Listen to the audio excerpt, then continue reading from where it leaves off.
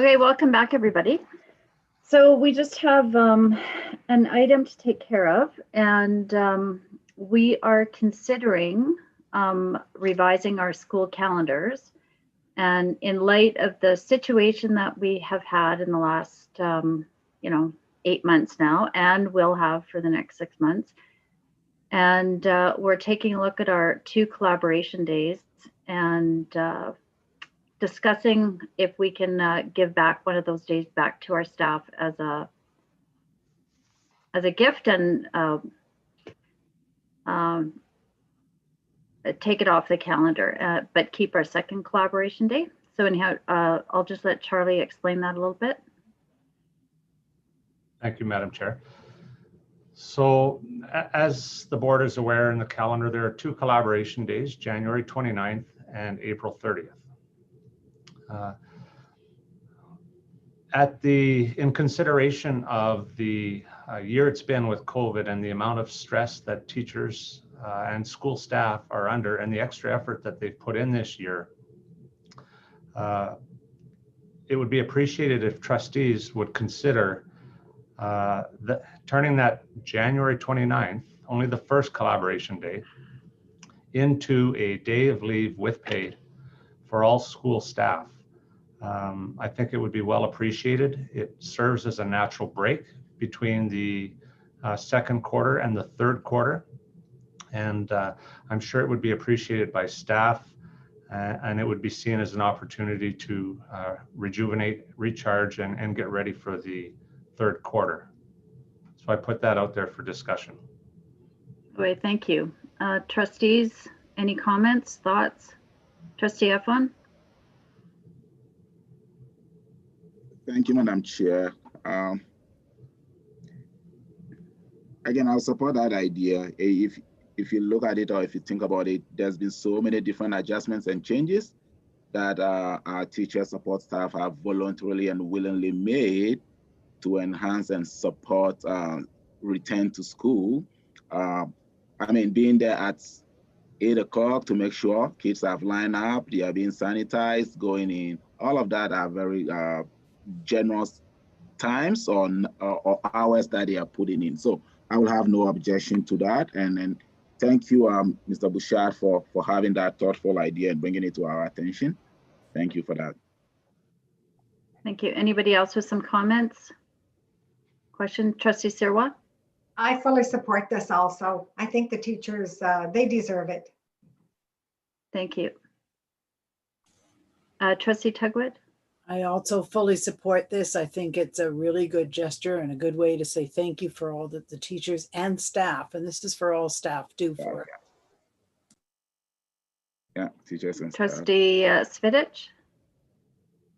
Yeah, I fully support this as well. Just in speaking with the sports staff and teachers in the school, teachers that have been, one teacher in particular that's teaching for 20 years plus has never felt this type of stress before, and almost breaking down type of thing. So that would be, I'm sure it would be much appreciated. Trustee Eflin, did you have another comment? No, thank you. Okay, well, again, I'll just reiterate, we are definitely appreciative of the extra that staff have had to go through in this last while. And I believe that this extra day would serve them well for well-being, to take care of themselves and their family. And I would ask if there's somebody that's willing to make a motion to support this. And I think I saw Trustee Eflin. Yeah, Madam Chair, I can make that motion. Trustee Eflin, would you like us to propose some wording for that? And yes, please, and share that so we can.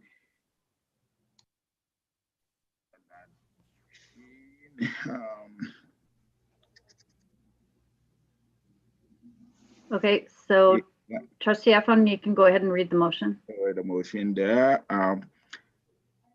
In appreciation of the extra effort and work to date this school year, that the Board of Trustees wishes to express its gratitude by granting school staff a day off with pay on January 29, 2021, that the board directs administration to amend all school calendars to reflect such.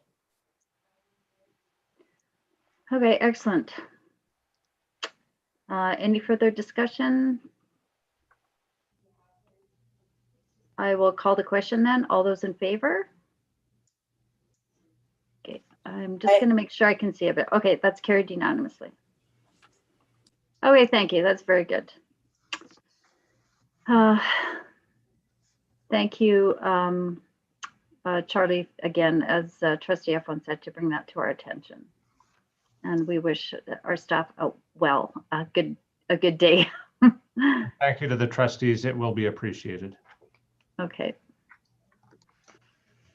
Okay, we're down to 7.1, my board chair report.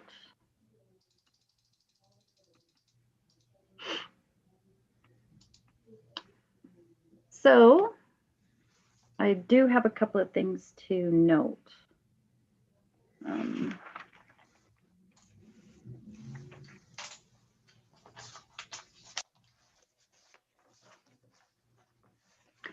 I guess just on the superintendent and board chair meeting with Archbishop Smith. And Charlie, you might want to comment on this too. So usually board chairs meet with the Archbishop twice a year to go over a few things. So at this meeting, we met Stacey McNeil. She's the curriculum development person for faith permeation. So it was really good to meet her. She's 10-year, I think it's 10 years she has experience in religious education. She's a junior high classroom teacher. She is working on the Fully Alive implementation for grades 1 to 8. She loves what she does. It was very obvious. She let us know that right now there is nothing happening for grade 9 program, religious ed programming yet.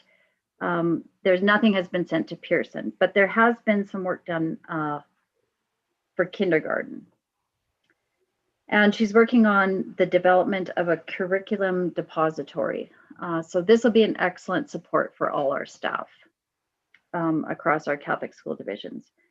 The Archbishop, he gave us a similar presentation on NCAN and MCI as he did with when he met with us.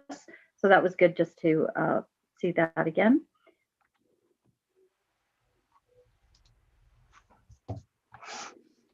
And I guess, just with that presentation from the Archbishop, it really is encouraging to see that rethink about moving, focusing on mission work and the mission work that we do in all our different Catholic agencies. So I don't know if you had anything to add to that, Charlie? I'm sure. I don't have anything further to that. Okay, Trustee F1? Just a quick question. Where is the curriculum depository going to be warehouse at? Do we know? Where is it at? Yeah, where would they warehouse it at?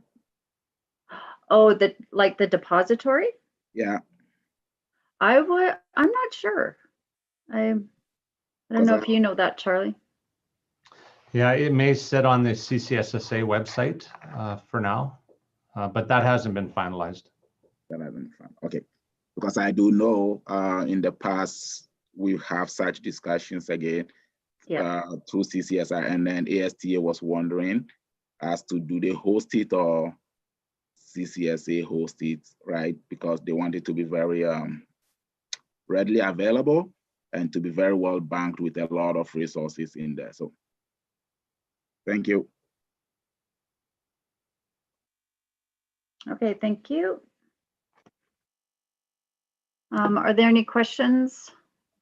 Anything more about my report?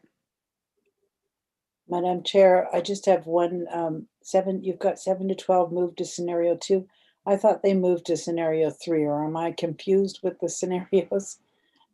I might have it wrong. Scenario Charlie? 3 is the online learning, isn't it? Scenario 2 was alternate days. Maybe I'm mixed up. Trustee Tugwood is correct, scenario 3. Okay. Thank you for noticing that.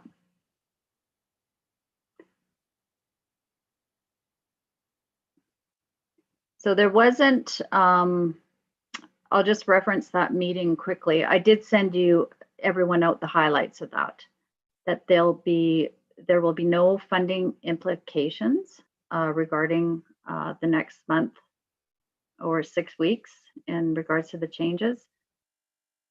I'm trying to remember all the points I sent, but anyhow, everybody would have got the email. And if there's any questions on that, you can give me a reply. Trustee Tugwood, did you have a question? Yeah, I just had one question from, actually it's from a parent here. Is that going to affect the online learning that's happening now with those students from grade to 12? And I didn't think it was.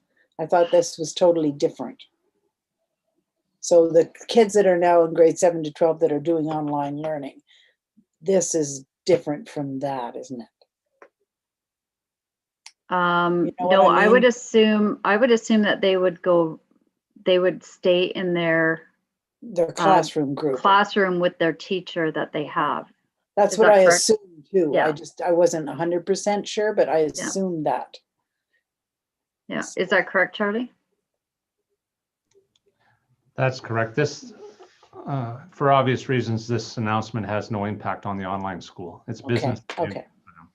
Yeah. Okay. And we'll move on to superintendent's report. Thank you, Madam Chair. So I will spend a few minutes talking about COVID, and it will be the focus of my report, but I will touch on a few other items before that. First off, I'll mention that senior administration has met with all schools as part of our continuous school improvement process. So we meet with the administration at each school. We have an agenda that talks about improvement, and we talk about how we can best support schools so that we're working in a good partnership together and that the schools are moving forward. So that round of meetings is now done. Looking at Father Lacombe in the replacement school, I sometimes put modernization in my documents, but it is in fact a whole new replacement. And what I will say is those documents are going to tender on December 3rd. The site kind of visit is scheduled for December 11th. That's where anybody who's interested in bidding on the project can come and visit and tour the school and the site. January, the contract will be awarded with a March 1st on-site construction.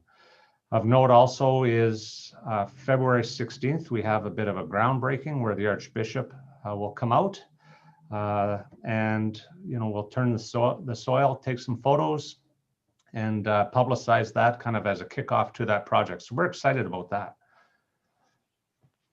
I'll also just finally mention about this is that the annual education results report and the education plan, it was a lot of work. It is at the best of times, but in this new format, it required some additional work. And I really want to thank Lori and her team for that, with the directors and Assistant Superintendent Cardinal, as well as our Manager of Communications, Caitlin Kehoe, for that. It was a lot of work, and I thank those people for that. So next, turning to kind of a bit of a COVID update, I'm just going to share my screen with you and maybe talk a little bit about a couple of documents here.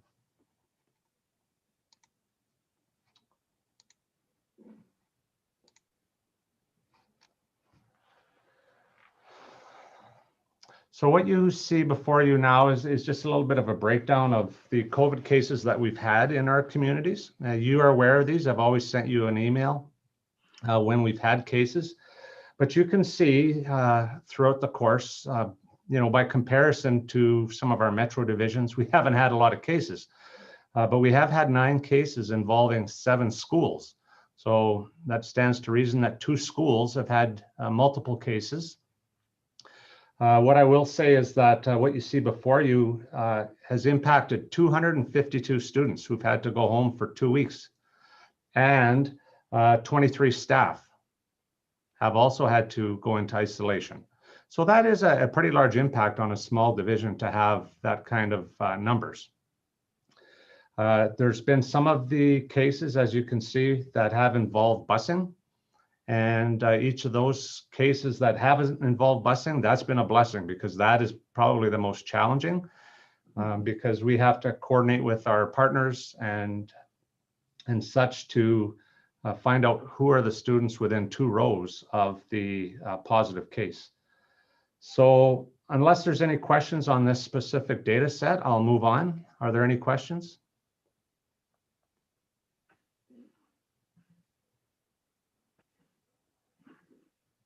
All right.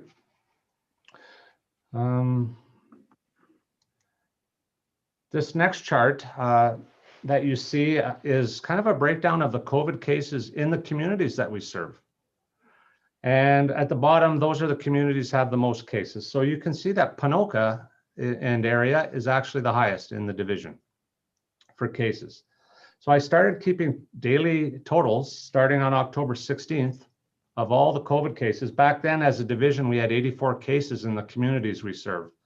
Yesterday, we were at 719 cases in the communities that we serve. So I think that it goes to show that I would anticipate we'll have more positive cases. This little bit of a circuit breaker, they call it, that was announced by the government, and our 7 to 12 students going at home actually is probably a good thing, because they are the bulk of the cases that we've had. But you can definitely see the progression of COVID cases in the communities that we serve. So I'll just leave that there for a minute and let you have a look at it. And again, I'll entertain any questions that you may have about the data.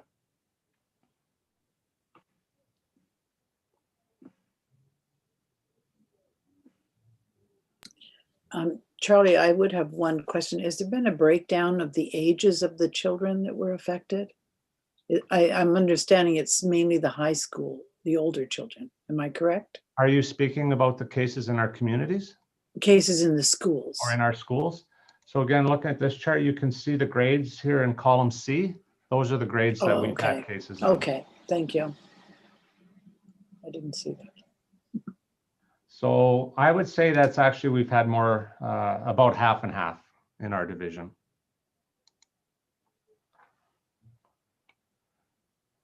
Any other questions?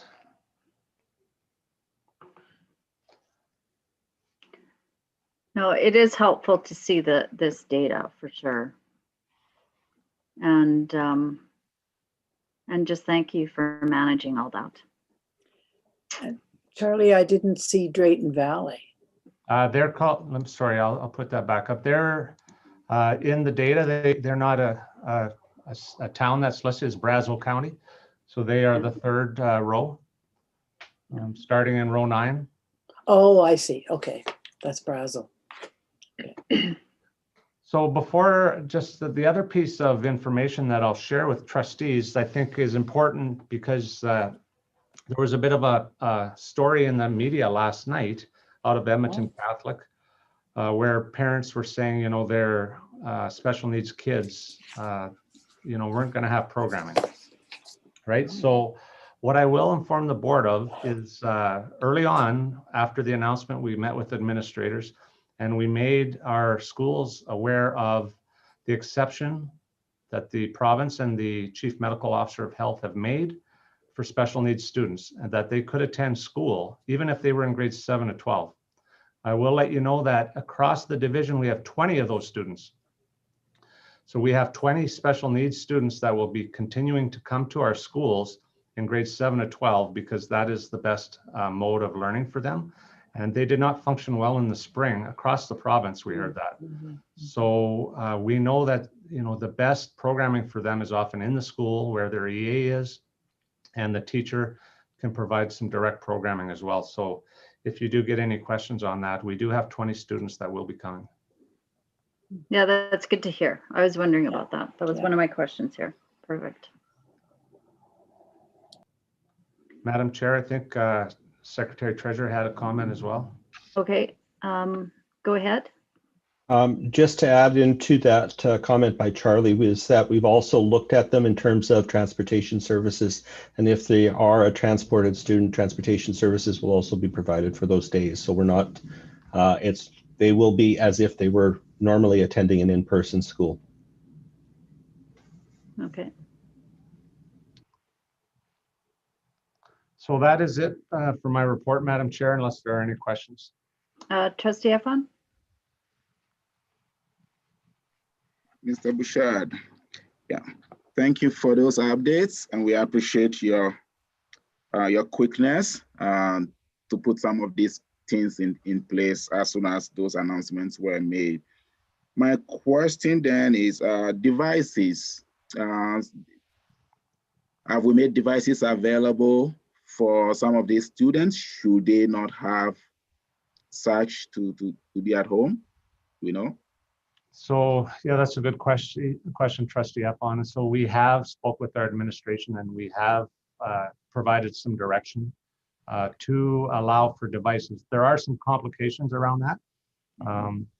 I'll give you an example. We can look at Sacred Heart, your ward, for as an example. K-6 continues to be in person, so we can't give the junior high all of the devices, or we'd leave the K-6 with none. So there has to be kind of some management of that by schools. And then the other caveat that I did mention to administration is, if we had families that did not return their devices from last spring, and we have, my understanding is about 200 devices that never did come home. We are telling administrators not to give those families another device if they didn't return their first one.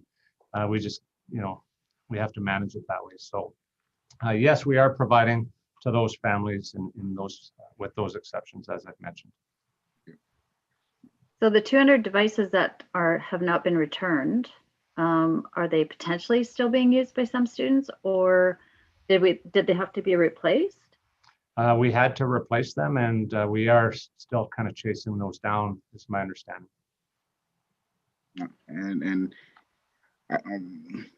Yeah, I see if I knew some of these. I was at the school council and we did have some conversations. Like Sacred Heart, we have 2 out there, but as explained, and those families have relocated, and there's some communication issue or location issue. But for me to hear 200 across the division, oh my gosh, that's a bit of again. It came with the cost of doing business at this time of COVID, and that's what our parents should understand, that we need to be supportive of each other. And if they do have some of those devices around that are able to be fixed, if they could return them, that would be great. And we'll see what tech can do with it and make them available to students that need it. Yeah. Thank you. Okay, thank you. So anybody else with some questions? Trustee Tugwood? I just had a question about internet access for those rural students that are out now. Has there been any problem with that? I know some of the kids out east, actually, their internet isn't that good. That is I know that ASBA has done some advocacy and discussions with the minister on that, as well as superintendents. It continues to be an issue. Mm-hmm. That's not going to get solved easily. There's a lot of money that has to go into infrastructure, but we've always said to our schools that if people don't have access to the internet, we either do paper, but that triggers another thought, Trustee Tugwood, and that is that we did discuss with administration that is another exemption where students can come into the building if they need to use and access the internet, or to print things off so that they can do their work. So although 7 to 12 is at home, they can come in those circumstances, and those families can access the internet. Okay, that's good to know. I just had a question about VTRA cases. If there's an increase or if there's anything, has anything changed with the number of cases or? Yeah, I'll turn that over to either Lori or Sean. They are the school ops. They would work with schools on VITRA, and they may be able to comment on that. I would say that we are about the same or less as last year. There's the cases that are maybe of more concern or in regards to mental health, etc. But VITRA cases have not been on the rise. Okay, thank you. I would agree. Any other comments or questions about Charlie's report? Okay, thank you very much, Charlie, for You're welcome. all the information. Okay, 7.3. And I'll hand it over to our Secretary Treasurer. Thank you, Madam Chair. Just kind of briefly, with regards to the work over the last kind of 6 weeks since I last reported to the Board of Trustees, most of that was focused around the audited financial statements and of late dealing with issues related to the new announcement from the province. But again, we're also, as we're moving forward, there are things that kind of evolve. From the activities, you'll see that one of the last items listed is reviewing and executing municipal contracts for the general election 2021. We're entering into that period, and changes in the Local Authorities Election Act, which allows for nomination papers to be submitted after January 1st, has bumped up a lot of timelines. So I'm starting to work on elections over the course of this month to make sure that any of our partner municipalities, that those partnerships will continue for the next general election. Along with that, you'll see that there's some comments with regards to another subdivision up in Beaumont being developed. We provided comments on that area structure plan and comments to a revision for that area structure plan as well. And later in the agenda for today, you'll notice there are some additional school council reports as required under our policies. And however, I'm still missing two school council reports. And I'm not going to, I've made it known that this was kind of my last request through the school administration, who's trying probably very hard to get people to submit this. But those are the last two schools that I haven't heard from. If I get a submission, I will forward it on to the board at this time, but I'm not doing any more follow-up work with regards to that. Yeah. So that's in brief. My report is there. I'm not sure if there's any questions about any of the items there. Does anybody have any questions or comments? Trustee Eflin? Quick question. On that review and submission comment for the new subdivision, would that impact any of our schools? Is that close by any of our schools? No, it's to the northeast of the current, well, it's the northeast portion of the city of Beaumont. Okay. So it's not impacting our schools necessarily, but what it impacts and where our comments have generally focused on is the availability of a site ready for a new school, and in particular for our needs, a new high school. So that particular subdivision has 3 school sites. One of them would be large enough for a high school. The question is the timing of when will that site be prepared? And we've again reiterated in my comments back to the city planners is that that site is slated for later in the development of the whole subdivision, and would be better if it would be bumped up for our needs to much more sooner, or at least that the developer is willing to commit to developing that site for utilities and services earlier than what they've outlined in their plan. Okay, thank you. Trustee Eflin, or you're done? Yeah, I'm done, Isa. Thank you. Okay, thank you. So just a comment about that. So Trustee Sirois, she was interested in a possible letter going to the city. So that letter, the discussions with the city of Beaumont, that process will happen at the long range planning committee about the process, and the letter comes from the board as a whole in agreement from the board, signed off by the chair, and admin will do the research on that. So that's how that process would work, to look for availability at LAN. So Liz did have a question on that. Just wondering, over this next fall, because of the change to scenario 3, do you anticipate refunds for transportation for the 5 or 6 weeks? As a senior admin, we haven't focused on that discussion. We're trying to get everybody kind of lined up for Monday morning, so to speak. Yeah. We're anticipating that question. At this point, I think we're also kind of waiting to see what happens on the review, because the province has indicated that they'd look at this and look at where we're at in mid-December. And in discussions with the financial services staff, we might not do anything immediately. We might wait for that checkpoint, because if this in-person or at-home learning continues beyond January 8th, that means we're just adding additional calculations to the days, or redoing work, or doing another disbursement if that's reasonable given the circumstances. We are, however, my information through the superintendent is that we are responsible for continuing to make payments to our busing contractors, that nobody's impacted that way. So then we're looking at what services the schools aren't fulfilling with regard to school-based fees, in terms of those kind of limitations. So I think it's something that's certainly on our radar. It's just we're too soon into this to say that, is it going to be, a short duration, and then we look at that short duration, or is it going to extend longer, and what is the length of that? Okay, thank you. Before we issue anything on fees, but it is being considered. Yeah. Okay, and then in regards to elections, so I did see the election costs from the last election, and I'm just curious, like when we're making those payments, like to counties, what exactly are we paying for?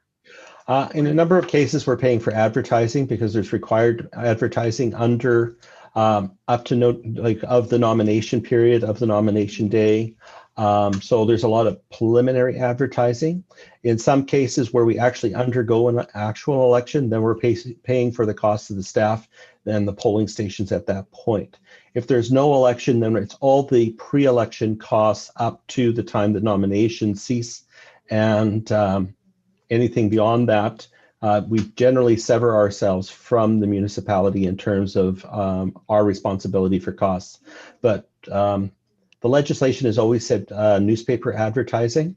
And certainly after my last go for advertising for public members, paper advertising is not cheap and can be quite extensive and quite expensive, especially when the legislation requires that there's newspaper ads for 2 weeks or more, and at different points in terms of when nominations are eligible to receive, what the locations of those, if there's specific sizes, all of those things impact how much that advertising costs. So typically up to nomination day, it's only advertising of the election process.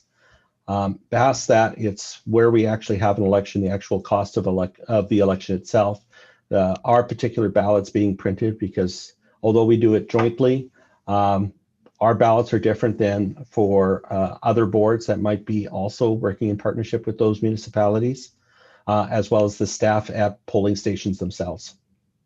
Okay, so it's the printing of ballots that must be a big expense. I just noticed, like with the County of Leduc, it was a large amount. And I was wondering, how do we fit into the County of Leduc? But because we do have some wards out there, so yeah. Yeah, our boundaries. Yeah, our Leduc wards are outside of the city of Leduc and the city of Beaumont. So that's where we involved as a partner the county of Black Gold. Right. Okay. Is there any opportunity to negotiate those fees? Yeah. Typically, it's a question of how are they going about it and looking at those costs with each contract and say. Typically, it's a share and a proportion given the number of the area. And so then I'd look at it and say, okay, our costs last year were this much. What are we doing? And is there any way that you're changing the way things are being done and what you've done in the past? Right. Okay. Okay. Thank you. Well, again, I'd just like to commend you for all the work in the last while. And thank you for keeping on top of everything and keeping the board informed. If I might add one comment, I'm sorry, and it's my bad, for lack of a better phrase. I would like to acknowledge my Director of Finance, Keely Osland, and her team in terms of their day-to-day work, and then the culmination into the compilation of the audited financial statements for our auditors and the work back and forth supporting the audit work in all of that. So it's a great deal of effort and a great deal of time, and it's a very concentrated period, kind of from the end of August up until early November, when the first draft goes to the auditors for their review. So my appreciation and thanks for all of their work. Yes, and from the board as well. And it's nice when that she was able to join us for those few meetings, and for her to be a part of the board's work. So thank you very much. Okay, do we need just a 10-minute or 7-minute recess? Come back at 2:15. Is everybody good with that? Okay, we'll take a short break. We'll be back at 2:15. Thank you.